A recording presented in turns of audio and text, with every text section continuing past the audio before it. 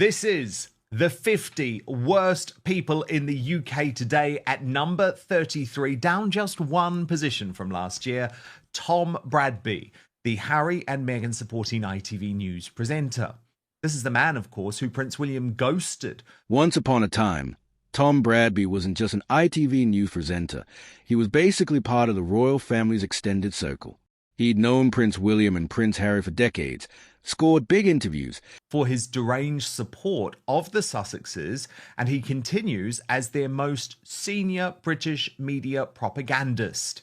To the eternal shame of those managing woke ITV News, Bradby has also moved the apparently impartial bulletin to the left with constant editorialising, especially against Donald Trump.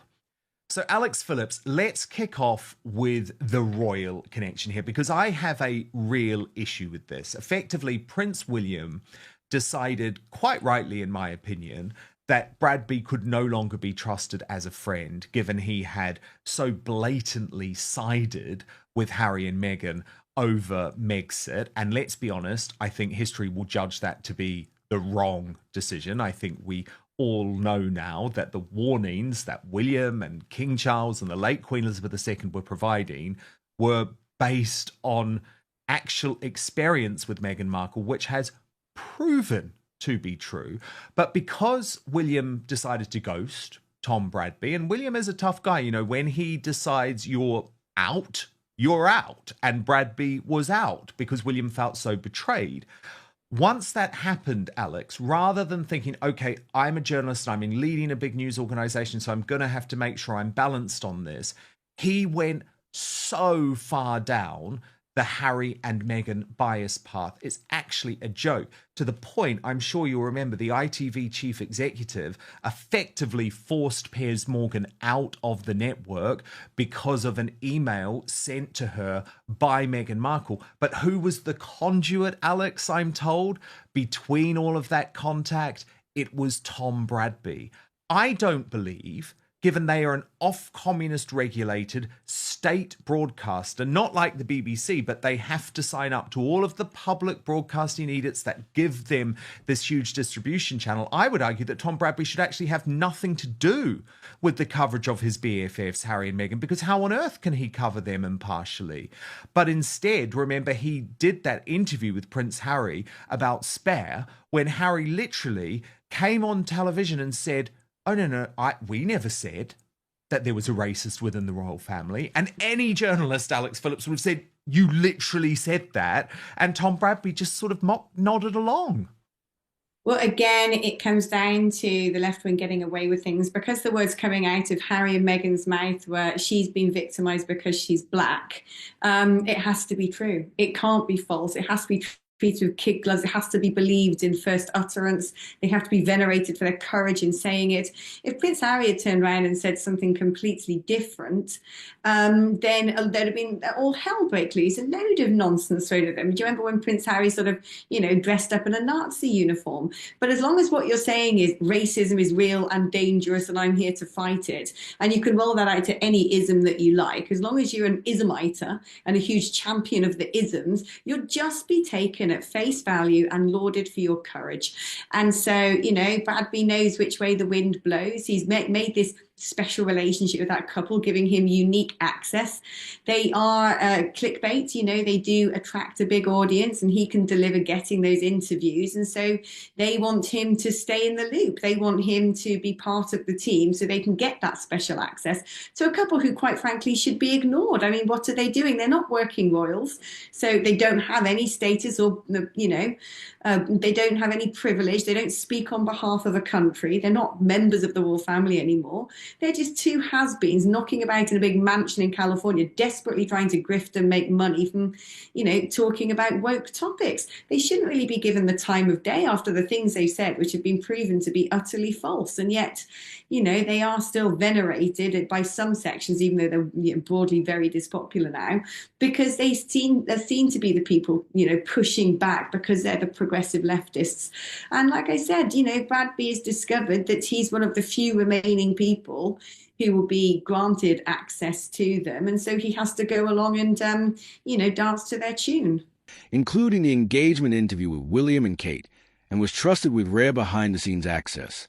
But all that came crashing down after Megxit.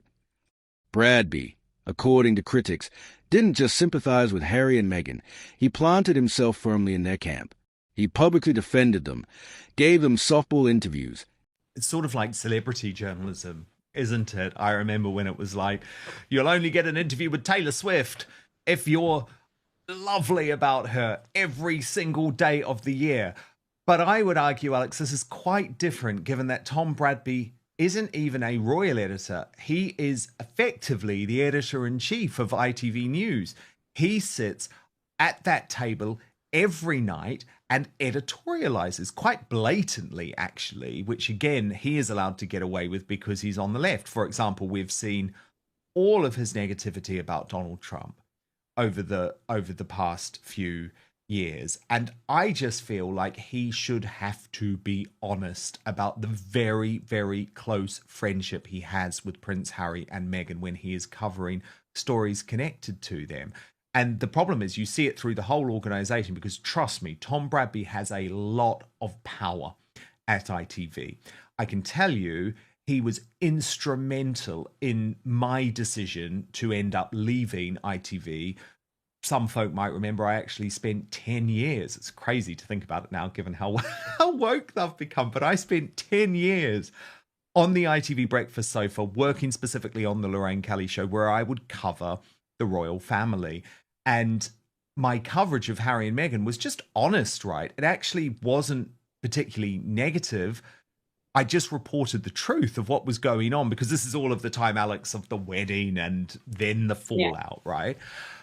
But because Piers Morgan was on Good Morning Britain and Tom Bradby couldn't stand it, he couldn't stand the fact that Piers Morgan was calling out their negativity, he then tried to silence me. And so I guess what I'm saying is that you've got a very powerful guy who throws his weight around at ITV. And I just wish that he was forced to be honest, because I don't think he does an honest job reporting on them. Right. Yeah. I mean, it does seem that he is incredibly compromised. But like I said, these people, left-wingism is built upon bullying, really. It's built upon a keeping up with the Joneses. It's built upon this idea that they can intimidate and shut down other people. And they want to keep their own secure, cozy positions of prominence and their big salaries and have people lord over them and venerate them by adopting all of these false narratives, by going along with the trendy issues of the day. And it's funny, isn't it, when it comes to Harry and Meghan, it's not about whether you like them as a couple or dislike them as a couple. It depends what side of that divide you come down on, whether you come down on sort of common sense, honesty, integrity, patriotism, and all of those things, or whether you want to be part of the nasty woke brigade who want to bully, who want to divide, who want to paint themselves as victims, and who want to manipulate. Indeed. I also do just have to say, though, Alex, it was bad form on his part. Wherever you stand on this issue, William gave Bradby the scoop of his life. Do you remember? It was the engagement interview, the only time him and Catherine, the Princess of Wales, have ever spoken about their love story, and they went into quite a lot of detail about it, actually, was that engagement interview, which was granted to Tom Bradby, gave Bradby quite a lot of his international success and fame. And so I guess what I'm saying is I understand why William felt, put the personal aside, he also felt a professional betrayal too, Alex. Yeah, indeed. And, I hear this a lot from people who are on the royal beat, who go and do coverage of the royal family. And it is a very sort of tight-knit circle. Everyone knows everyone. It's a privileged little club who have access to the royals. And personal relationships and personal friendships are built. And my understanding is Bradby knew those princes from a very, very young age. And so when the two princes fell out and Bradby very much took the side of Harry, that would have felt a bit like almost in a divorce. It would have felt like someone picking sides very personally, I'm sure. Yeah, it did. And I think it's really important that you raise what Harry has railed against, by the way. It's called the Royal Rota.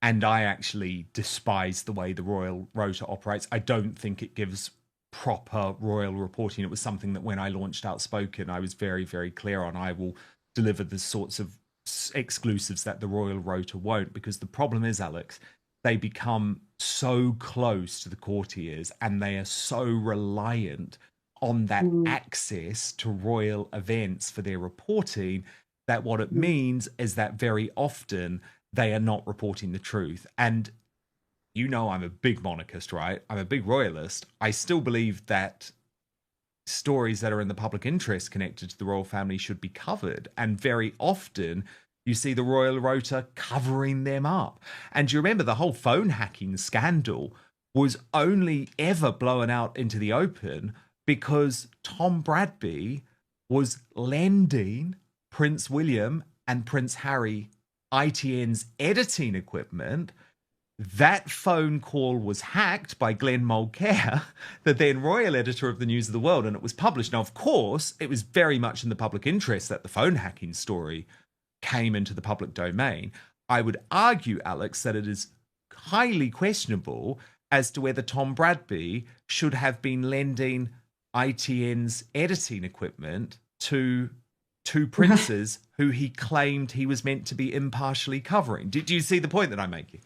Oh, no, I do, but you're absolutely right. This is how the Royal Rota works. I'm sure even if he had reported it to his seniors, they'd have said, well, if it keeps you in with the princes, do it. And that is very compromised. That is how sort of, states where media operates in deep and dark countries. Although I think a lot of the time in the higher echelons of journalism, there's a lot of mutual back scratching between the powers that be and those people who are supposed to be speaking truth to power. This wasn't just professional, it was personal. William had given Bradby some of his career-defining moments, like the engagement interview with Kate. Their friendship went back to when William and Harry were young. So when Bradby publicly sided with Harry during the most bitter royal rift in modern history, William saw it as a double betrayal, both as a friend and as professional contact. For Bradby, he still has Harry and Meghan, but their media appeal isn't what it was in 2020. At number 32, up 3 positions, Chris Bryant, the Labour shadow minister for the media. And it says something quite chilling about this Labour administration, that the long-time loser who once branded me a dangerous nutcase for campaigning against catastrophic lockdowns while defending the scientific concept of herd immunity is now responsible in part for the regulation of the internet in the United Kingdom. Because trust me, Brian is always on the wrong side of the argument. And unfathomably, given his behaviour, he was until last year the chair of the Commons Select Committee on Standards, but had to recuse himself over the Boris Johnson witch hunt because he prejudged the outcome. Thoroughly nasty, thoroughly unpleasant. He made all those false allegations about Nigel Farage in Parliament, about his connections to Russia, and is so gutless that he refused to repeat them outside the House of Commons. And Alex Phillips, I just find it really gross that this is the type of guy that's been rewarded with a ministerial position. Yeah, I mean, look, I've had the displeasure of having done things like Question Time with Chris Bryant, who I've never met somebody who can sit and hold court talking about himself for so long. Strike me as an unpleasant person. He's one of those sort of bitter, nasty, vitriolic leftists who utterly despise the right wing, makes it very personal. And so you kind of have to question where this man's moral compass is a lot of the time. And so being given the role of, regulating the internet, which there's a whole load of concern out there about the impacts on free speech, but there's also a whole load of concern out there about some of the moral integrity of content online. We know that kids are being pushed videos of self-harming. We know about the trans brainwashing and cultification that's gone on. We know about the dangers of unbridled pornography and little children watching it. And so there are some very difficult moral balancing acts to do, where you preserve the freedom of existence and freedom of speech for adults, but you also safeguard children. And so if someone's doing or in charge of that delicate work, you would hope they have a really venerable character, that, someone can be proven to have, earned the trust of the public in being provable to be a decent person of integrity. And if you gave me a whole long list of people, I just wouldn't pick Chris Bryant out to be the man to be the bastion of any of that. And remember, Alex, this is not a guy who can be trusted. He refused to issue a personal apology to Nigel Farage. Now, what he claimed in Parliament potentially had a real knock-on effect over the debanking scandal, because it was cited in the Coots case with Nigel Farage. And listen to how just totally out of whack his figures were. So he tried to claim that Farage was being paid by the Russian state and cited a £548,000 figure. In fact, Nigel had been paid well under £5,000, and it was not from the Russian state. It was because he made 2 minor appearances on the TV channel RT, which at the time, Alex, virtually everyone in Westminster was appearing on. It actually had a studio in Westminster. So I'm sorry, there's a big difference between £5,000 and £548,000. He corrected the record in Parliament, but he's such a nasty character. He refused to make a personal apology to Farage. Without William's camp, his royal coverage will always be one-sided, and eventually that could cost him his relevance. For William, this was about drawing a line. He's showing that the palace won't keep talking to journalists who act like activists for one side. It's the royal version of you're either with us or you're out. Now, that's just a Bradby bit. The rest of that transcript veered into a top 40 most annoying political figures countdown, touching on Chris Bryant's internet regulation role, and some eyebrow-raising comments from MP Bel Mohammed. Those segments were basically political side dishes, spicy, controversial, and designed to show how the presenters think modern politics is riddled with hypocrisy, double standards, and dangerous groupthink. But the main course here is simple. Tom Bradby picked Harry and Meghan over Crown, and William made sure there was a price.